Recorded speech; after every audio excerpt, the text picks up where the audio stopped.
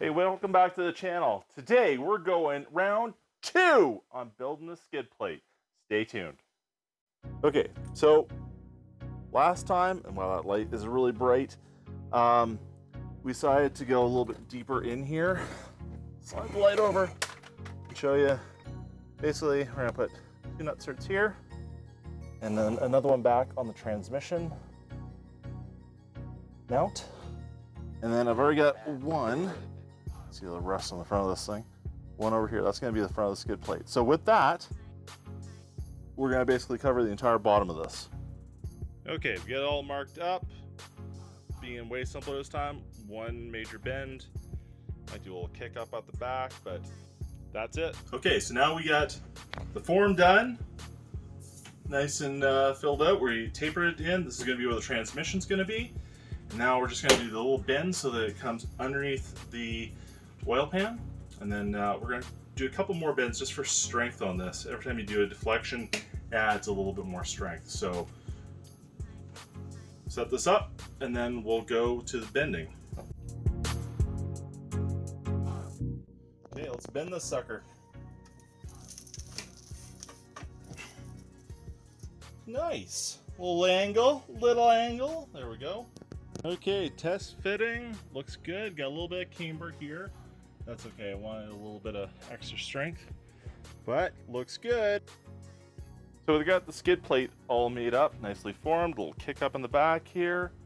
It fits really, really well. And yeah, you can see that, let's look at fix the output shaft seals on the front diff. But anyways, to my point, we're going to finish by drilling the holes for the front here. What we're gonna do is mount the plate on the car and then basically line everything up and get the measurements for where the other holes are going to be, and then drill those.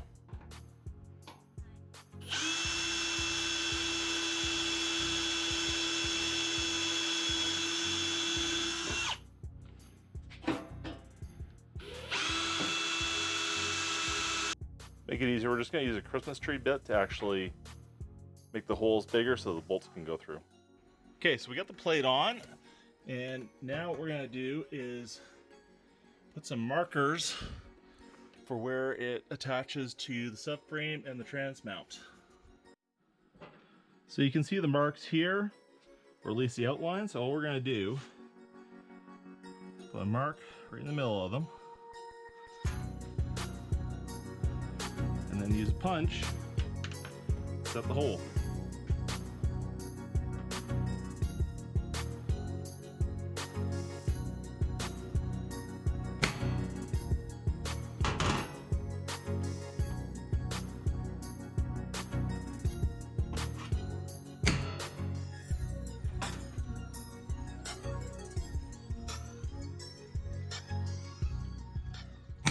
Okay, we got all the holes drilled and nicely finished, and the heater's still on just because, you know, it's cold out here.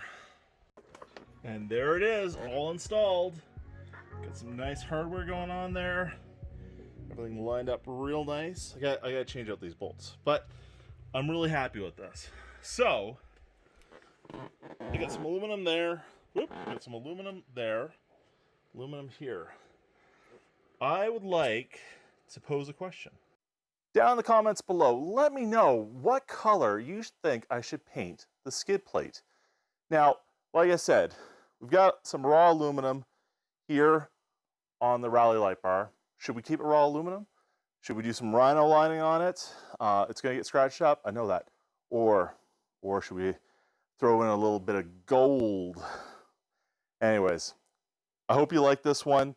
I know I feel a lot better having that protecting the oil pan on the EJ25, and I hope you enjoyed this.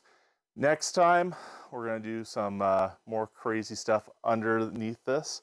I got a little special project for you.